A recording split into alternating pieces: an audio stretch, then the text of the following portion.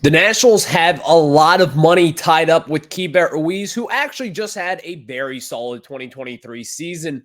But is he going to be the one to break out in 2024? I guess we'll have to see.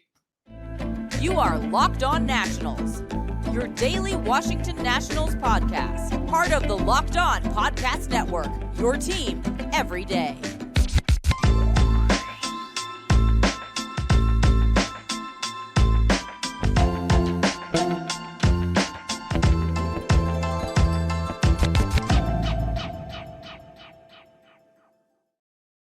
And thank you all for making Locked On Nationals your first listen every single day, as we are free and available wherever you get your podcast. I'm your host, Ryan Clary. You can catch me over on Twitter at RyanClary11 and as well as the show page at LO_Nationals. For all your latest Nationals news and notes, just make sure to search Locked On Nationals there. And today's episode is brought to you by FanDuel. Make every moment more right now. New customers get $150 in bonus bets with any winning $5 moneyline bet. That's $150. If your team wins, visit FanDuel.com/lockedon to get started. Later on in the show today, we will be kind of talking about the MLB draft lottery that is slated for December 5th at the winter meetings for Major League Baseball. What's going to happen? Where will the Nationals end up selecting? We'll talk about that a little bit later.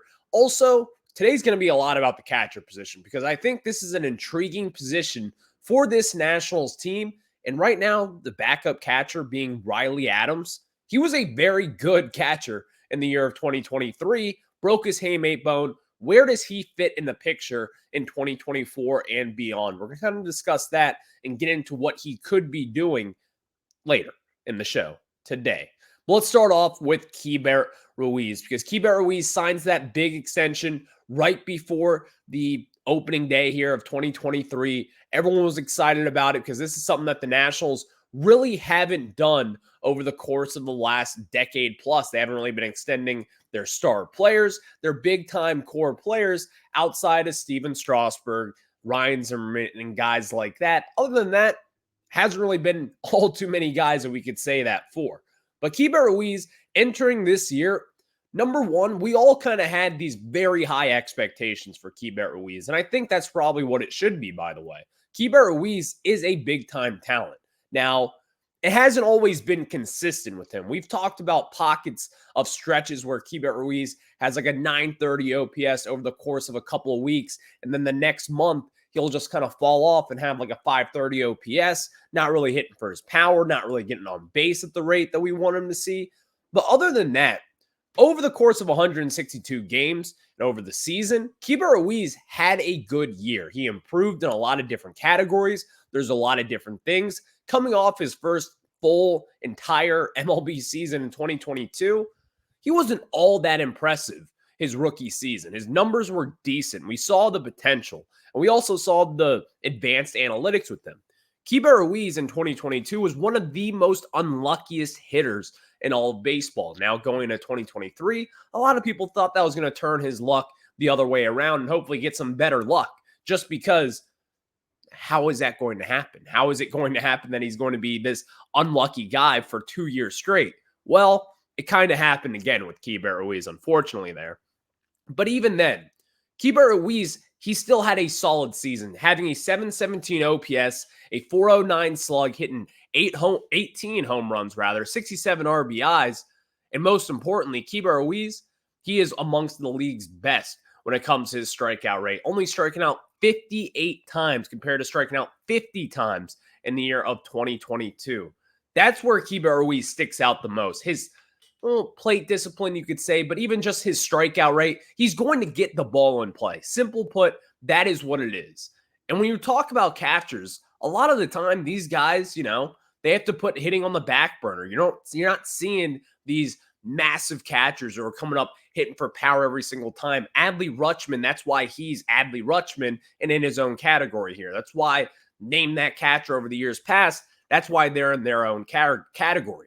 So when it comes to offensive production with catchers, the bar is set a little bit lower than really what the major league average should be as far as position players go. But Keibert Ruiz, you can say what you want about him, I think Keibert Ruiz in the 2023 year that he had, I would consider it a success because here's the thing with Keibert. He was this power hitting catcher who was also a very solid defensive catcher. And we didn't really get to see all too much of that in 2022, only hitting 7 home runs, 36 RBIs in that season, also compared to 18 home runs and 67 RBIs in 2023. That is the obvious improvement that you want to see. Now, is that going to be his ceiling? Is this what he's going to be? Truthfully said, I think Keibert Ruiz has a little bit more power left in him. I think there's a potential for Keibert Ruiz to maybe be in that 20-25 home run range come 2024. So is this going to be the year where he takes that next jump and maybe even becomes an all-star caliber catcher? I think this is the year where it's going to have to take that next step. Now, offensively, that's where I think he's going to take the biggest jump. Now, here's the thing with Keibert, though. His defensive metrics were among some of the worst in baseball, not just the National League, but in all of baseball. Because his blocks above average over on Baseball Savant sat in the 6th percentile. His framing sat in the 3rd percentile. His pop time sat in the 4th percentile. His caught ceiling above average was in the 1st percentile. All of those things are bottom barrel of Major League Baseball. And honestly, that is not what I expected from Keibert Ruiz this year. That's not what I expected whatsoever because he was touted to be a very solid defensive catcher with someone who has above average skills behind the plate. But when you're among some of the league's worst, that is kind of when the alarms sound off a little bit. That is kind of when you can get and start to question Keibert Ruiz as a prospect as a whole. But also, on the other hand of it, I think last year defensively, hopefully was just maybe some of the pitching staff flaws that we had. Maybe it was. Because here's the thing with his numbers and the pop time and the framing, that the framing is the one that's really concerning for me because I think that is the difference between a good catcher and a great catcher. Can you take that ball that may be an inch off the plate and turn that thing into a strike? That's the difference in a lot of different scenarios here. Baseball is a game of inches after all. And if Keibert Ruiz, if he can't do that like the rest of Major League Baseball seems to can, or at least do it at the rate of at least an average MLB catcher, then I think that is when issues start to come in here. Now, is it some huge issue that it's going to be with Keibert Ruiz defensively throughout his career? I don't necessarily believe that. In fact, I don't believe it whatsoever. But when you have a 2-second pop time, that is when you're like, for a major league catcher, for someone who's going to be your quote unquote franchise catcher, that is a little bit eye-popping to say the least. But going into 2024, here's the thing. He's going to improve defensively. And you may ask, well, why do you believe that? Well, number one, there's only one way to go up from here. He's either going to stay the same, which is not all that great defensively, which he was this year, or he's going to take that next step up, continue to improve. And I also think the pitching staff and making some improvements will also probably help him just a little bit as well. There's a lot of different outcomes here with Keibert Ruiz. Because number one, he's going to be here for the next, 8-9 years at this point. So we're going to have him, and he's going to be an impact player here, hopefully. But the gist of it is, how good can he be? And how good will he be? Because in my opinion, he's going to have his breakout season in 2024. I truly do believe in that. But in what cases will he kind of break out in? Will it be a little bit more power? Will it be getting on base a little bit more? Will it be drawing more walks and being a little more selective at the plate? Because I think that is where Keibert Ruiz is probably going to be throughout his career. He's always going to be that guy who could kind of turn it on. He's going to always have the potential to be an all-star caliber shortstop. But it's also, he's got to find this flat line and stay consistent over time. Because again, his defense in 2022 was honestly way more impressive than what it was last year. And in fact, that's what a lot of people kind of looked at and raved about with Keibert Ruiz. His offense production in 2022 wasn't all that great, but even then you saw the potential. You saw why he was raved about as a prospect back with the Dodgers system. But now going forward, you're going to have to figure out a way in order to have both those things kind of marry each other and hopefully propel yourself into being an all-star shortstop. There's a lot of different scenarios that could happen, but I truly do believe that 2024 is going to be Keibert's season. And in fact, the Nationals and their offense and really their defense and their pitching staff, they're going to need that from Keibert Ruiz because he's got the extension, which is a very team-friendly deal, by the way. So he's going to have to take advantage of all the things that come his way in order to maybe take that next step up, which is what we all want to see. Thank you all for making Locked On Nationals your first listen every single day, as we are free and available wherever you get your podcasts. And of course, check us out over on Twitter at LO_Nationals, and as well as YouTube. Just search Locked On Nationals there. Make sure to hit that subscriber button for all your latest Nationals news and notes. This is where you will be part of the Locked On Podcast Network, where it's your team every day. Now let's tell you guys about, well, we're going to tell you about Riley Adams here coming up next, obviously, because Riley Adams, damn good baseball player. Over the fact of this year, the power numbers that he showed, all the different things that were wildly impressive with Riley Adams.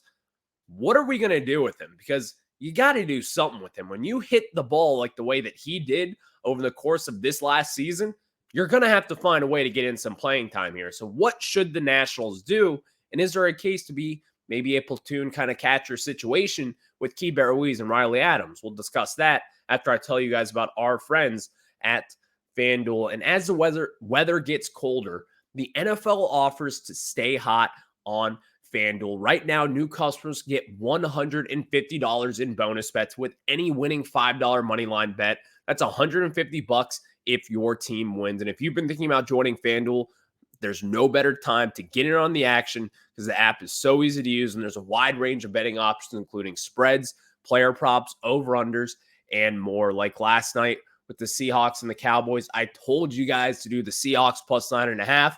Going into this week, the Commanders are playing the Dolphins. Come on, Dolphins money line.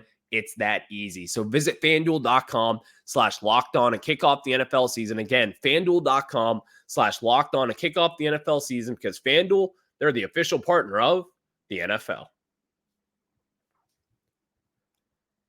Now we get back into it as Riley Adams, Nationals backup catcher, as of now, is the backup catcher. But what we all know, Riley Adams was wildly impressive over the last really season and a half for this Nationals team. 2022 is a little bit of a disaster for him, but even then, I've always kind of liked the prospect of Riley Adams. You trade him away, you trade Brad Hand back in 2021, you get Riley Adams in return. Not many people knew what to expect from Riley Adams because at that moment in time, you also are going to have Keibert Ruiz in the system. He's going to be your catcher of the future. So what's going to happen with Riley Adams? Well, in 2022, wasn't all that great.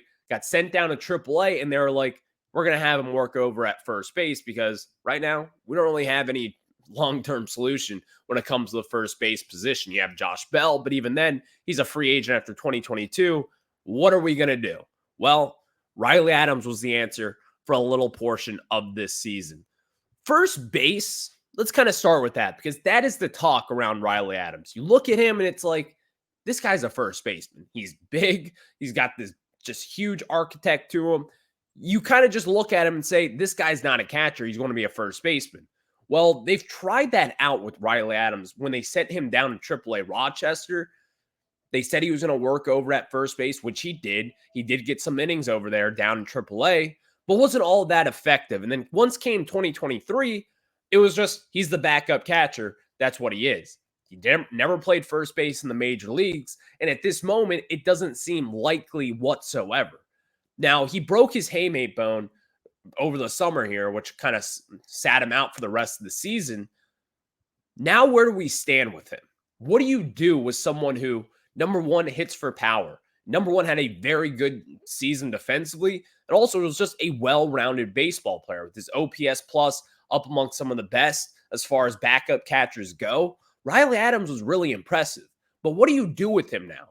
Because again, this is like a good problem to have. I'd much rather have this issue than on the other hand, where you're wondering who's going to be the catcher and who's going to be the better catcher. You have two good, solid options in-house here with Keibert as well as Riley Adams. But how can you maximize those two guys? Well, you can't obviously start both those catchers just every other night. That's not the way it's going to work. Keibert Ruiz is set to be your long-term catcher. So what can you do with Riley Adams? There's multiple different roads that and really paths that you can go down here.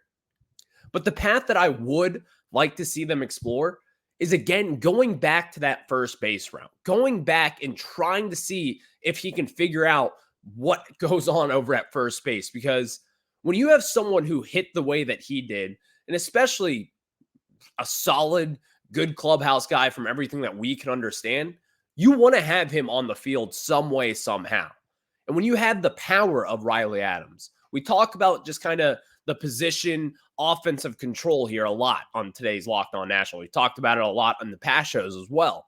When you are a first baseman, I need you to have some power. That is why Dominic Smith did not work out here, is because he did not have power at a consistent rate. He only hit a handful of home runs over 162 games, and that's just not going to cut it when you're playing a very touted offensive position, especially in the National League.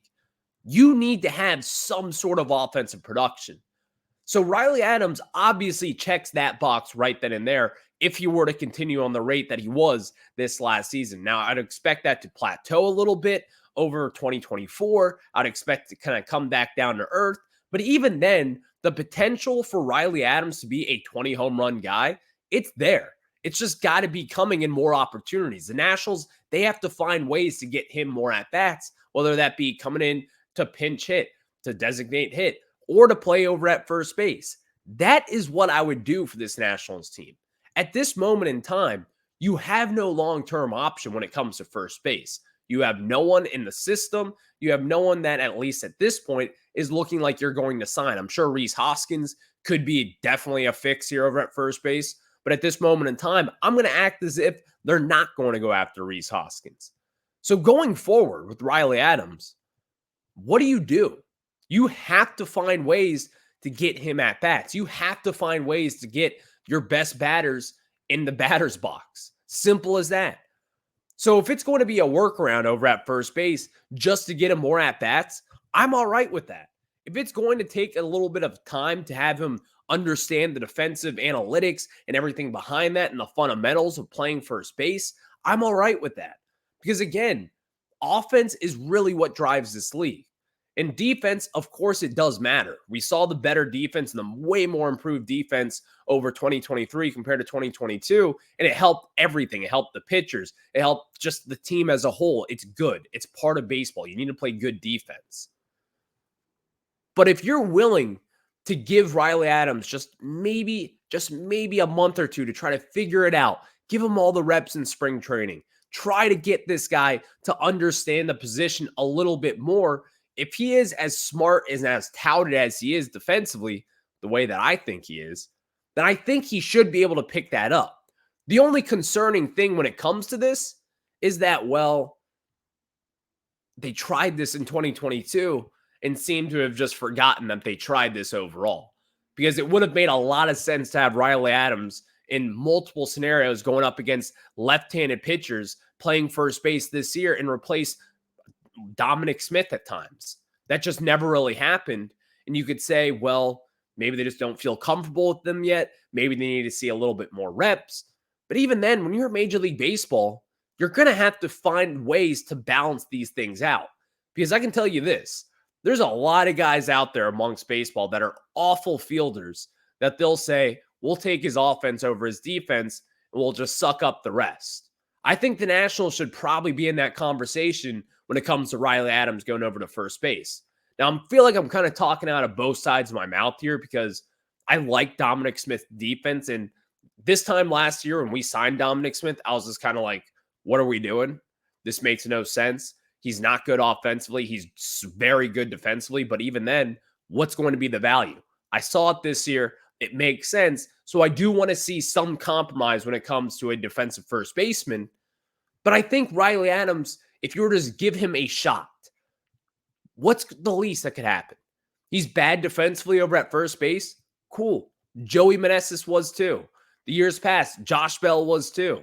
We've had poor defensive first basemen. And how many games or how many plays per game will that impact?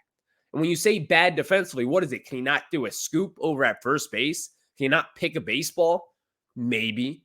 But even then, with your hand-eye coordination as a catcher, I feel like that transition over to first base may not be as hard as we all think.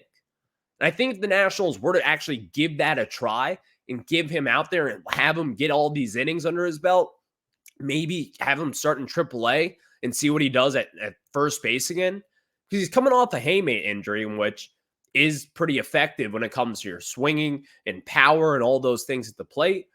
Maybe it'll just kind of help him transition over to first base a little bit more, in which it would leave a little bit of a hole as their backup catcher. But I think the Nationals like Drew Milas enough in order to give him a shot, because Drew Milas, he was pretty damn good in his limited time as well. He showed some solid defensive stuff. He showed a little bit of power at the plate as well, hit some for some average, and really just got on base. I think the Nationals, they could be in a solid position moving forward, having three reliable catchers, in my opinion.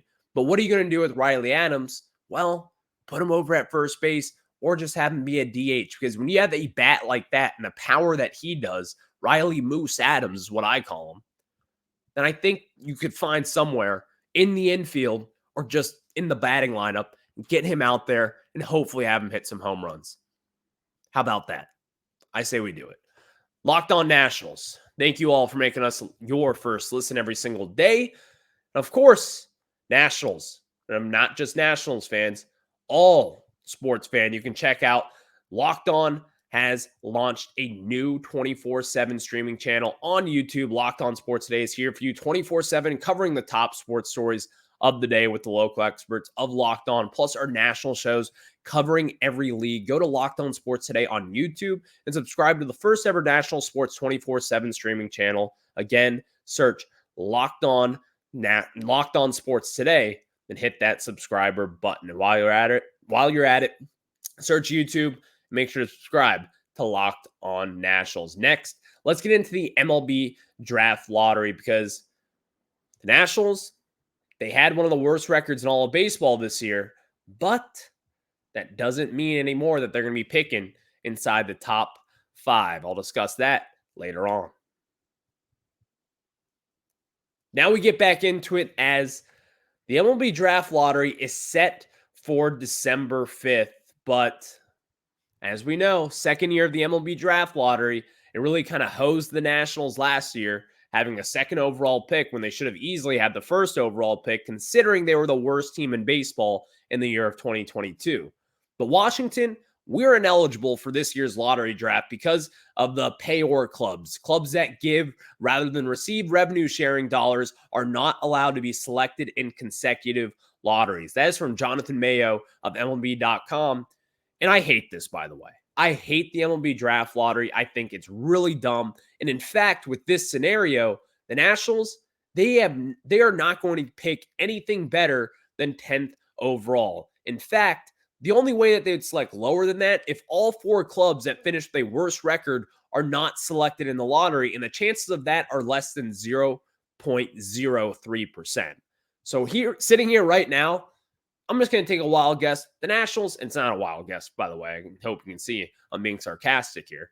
They're going to be picking 10th overall. That's fine. But even then, the MLB draft lottery, what a joke it is. What a joke that draft lotteries in general are. When you see the NBA draft lottery, the NFL doesn't do it. And now you see as to why teams can really kind of bounce back and forth really easily. Well, baseball, they're trying to make it harder. And again, baseball is a little bit more unique than basketball and football, considering that you're going to have a couple more years until you make it to the majors for at least a lot of those prospects. But still, it sucks. Like, it just doesn't feel right that you are going to be penalized for being bad. Like, yeah, okay, maybe you don't spend a lot of money, and that's kind of the reason as to why they're doing this, because teams like the Orioles have taken advantage of this, and teams like the Pirates have taken advantage of this and have picked in the top 5 forever for what it seems like. But still, it does not seem right. It does not seem right to penalize bad teams in baseball. It doesn't feel right to penalize bad teams, especially at this rate. When you're the 5th worst team in baseball, give us the 5th overall pick. Simple as that. It doesn't have to be this hard, thought-out equation that Rob Manfred is saying, we got to stop this, and this is the way we're going to do it, is implement this MLB draft lottery. No, you're just making the poor more poor. And the teams that are maybe a little bit more rich, maybe they're taking the next steps up, they're going to benefit off this. They're the ones who are jumping in the draft lotteries now. Now the Nationals, they've got no shot at picking number 1 overall. They have no shot of picking 5th overall. They're going to be picking 10th overall, in which it's fine. You better hit on the draft because, again, you can find talent in the draft, but it's just dumb, in my opinion. So the MLB draft lottery is coming.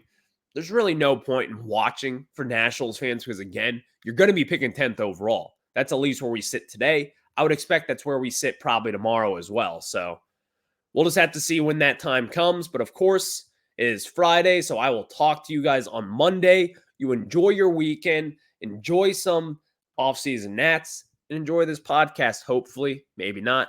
Whatever it is. Thank you all for making it your first listen every single day. I'll catch you guys on the flip side. Have a good one.